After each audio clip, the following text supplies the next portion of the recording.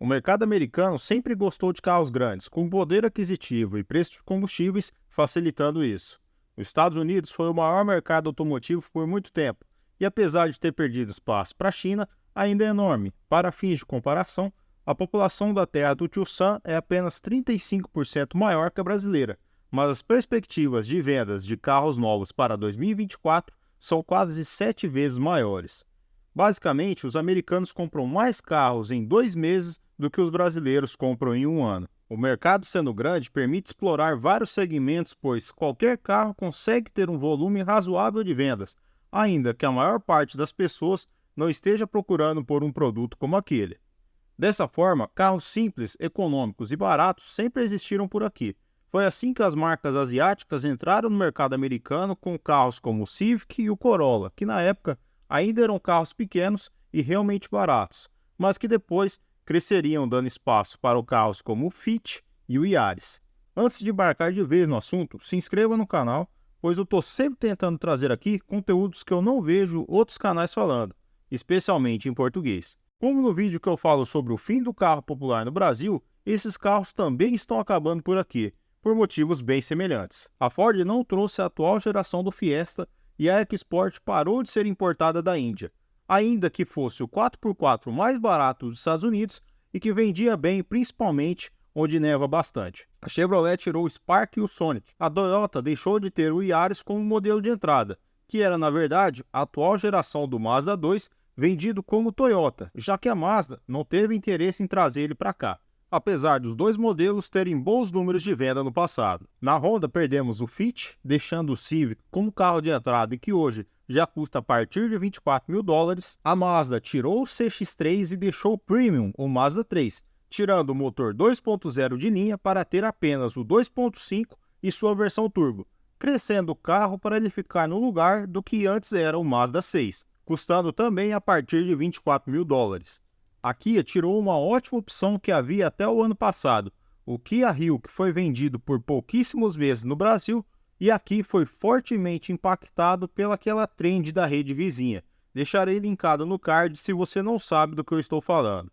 O mesmo aconteceu com o irmão dele, o Hyundai Accent.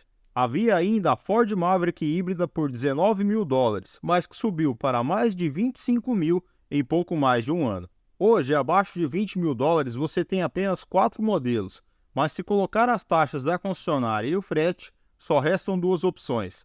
O mais barato e o que eu considero mais interessante é o Nissan Versa.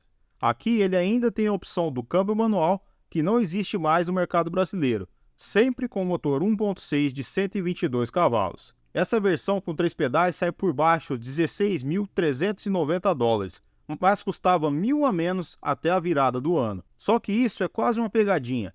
É muito difícil achar essa versão básica à venda, se não dizer impossível. Sei de pessoas que viajaram para o outro lado do país para buscar essa versão, entre aspas, exótica.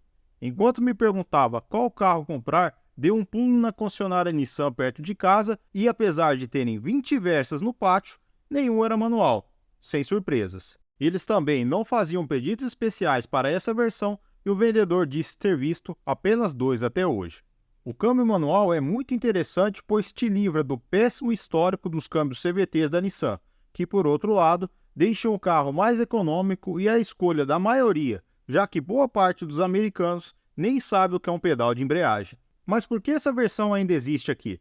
Ela torna o Versa o carro mais barato 0 km vendido atualmente, e nada mais. A versão básica, mas com câmbio CVT, custa $18.060, sendo mais do que o segundo carro mais barato, o Mitsubishi Mirage, que custa a partir de $16.695, sempre com motor 1.2 3 cilindros de 78 cavalos e câmbio CVT. E aí é claro que cada um vende o seu peixe. A Nissan diz ter o carro mais barato, apesar de você não conseguir comprar naquele preço, e a Mitsubishi diz ter o carro automático mais barato à venda. O Versa é um carro bem maior, tem porte similar ao de um Corolla ou Civic lá de 2010, além de 42 cavalos a mais, enquanto o Mirage tem porte muito próximo do nosso Mobi, apesar da versão sedã estar disponível e ter 10 centímetros a mais de entre-eixo, deixando ele com o tamanho de um hatch sedã. Ainda assim, um carro minúsculo perto dos demais modelos nas ruas. O Mirage é mais equipado que o Versa comparando preço a preço em cada versão, mas ser o menor carro por aí e com um projeto mais antigo também traz um número bem ruim. É o modelo com maior número de fatalidades por acidente fabricado a partir de 2017.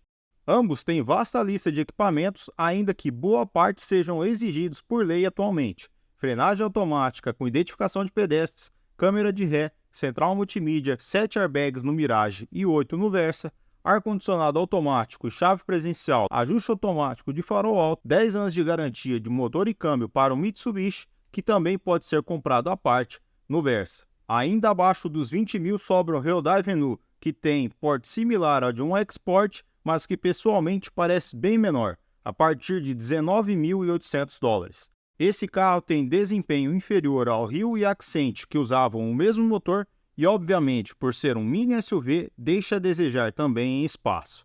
Mas o pior desse carro, na minha opinião, é que nessa versão de entrada ele sai com um conjunto roda-pneu pequeno demais. Normalmente as fabricantes mantêm o tamanho total do conjunto em todas as versões, aumentando a roda e diminuindo o perfil do pneu conforme você vai pagando a mais. Esse carro, por algum motivo, sai com a roda 15 e pneus 185/65 na versão mais barata, e fica totalmente desproporcional ao carro. Há ainda um outro problema. Aos R$19.990 temos o primeiro sedã médio, o Kia Forte.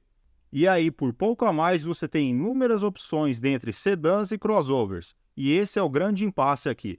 A vasta obrigatoriedade dos itens de segurança como frenagem autônoma com detecção de pedestres, airbags laterais, sistemas de permanência em faixa, sensores de ponto cego, acabaram deixando esses carros caros demais, ficando muito perto das versões de entrada de carros maiores. E o melhor consumo também não justifica muito. O Versa com câmbio CVT faz 13,6 km por litro na cidade e 17 na estrada. Mas com $2.000 acima, o Sentra tem 27 cavalos a mais, com motor 2.0 e ainda assim faz 12,7 na cidade e os mesmos 17 na estrada. O mesmo acontecia com o Kia Rio e o Forte, e com o Hyundai Accent e o Elantra. O Venue tem consumo ainda pior mesmo com motor 1.6 por conta da aerodinâmica, e sendo importado da Coreia acaba chegando caro aqui comparado com o Elantra, que é feito no Alabama, e acaba sendo mais econômico mesmo com motor 2.0. O mesmo ocorre com o Kia Soul 1.6 por $20.190, mais caro e menos econômico que o Forte. O Mirage é realmente mais econômico que os carros maiores, fazendo 15,3 km por litro na cidade, mas com 18,3 na estrada, que não justificam muito. Resultado da baixa potência em um carro que ganhou quase 200 kg de equipamentos com o passar dos anos. Eu considero perigoso a falta de desempenho em um carro desse porte, já que constantemente você tem menos de 100 metros para acelerar antes de entrar em uma rodovia movimentada, em um país que boa parte das pessoas dirigem acima do limite de velocidade e vias expressas estão presentes em quase todo o percurso que você for fazer. Há ainda a preferência atual por SUVs e crossovers. O Kicks parte de $21.000, tendo muita coisa compartilhada do Versa, como plataforma, motor e câmbio, mas com pior consumo, desempenho e espaço interno. Ainda assim, a versão básica é mais cara que a do Sentra, um carro maior, mais potente, mais econômico e que, tudo indica, será tirado de linha esse ano por baixa demanda, algo que deve ocorrer também com o Máxima. As outras fabricantes também estão removendo os sedãs do line-up, ou pelo menos já os mantêm há anos com poucas atualizações. Por que vender um carro mais caro de se produzir com menor margem de lucro se as pessoas estão dispostas a pagar mais caro em crossovers que no geral são mais baratos de produzir? E não é por falta de tentar, todos esses carros baratos possuem uma gama enorme de cores, versões e pacotes de opcionais para tentarem ser atrativos, diferente do que estamos acostumados a ver no Brasil. Assim que começam a perder vendas, ficam limitados a uma ou duas versões, com opções de cores que normalmente são um vermelho sólido, prata, preto e um branco, que geralmente é cobrado a mais. Comente o que você pensa sobre o fim dos carros realmente baratos, a quantidade de itens que você é obrigado a levar em um carro novo hoje, e sobre a tendência do mercado de acabar com hatches e sedãs em prol de carros menos versáteis. Se inscreva no canal, deixe o seu like e até mais.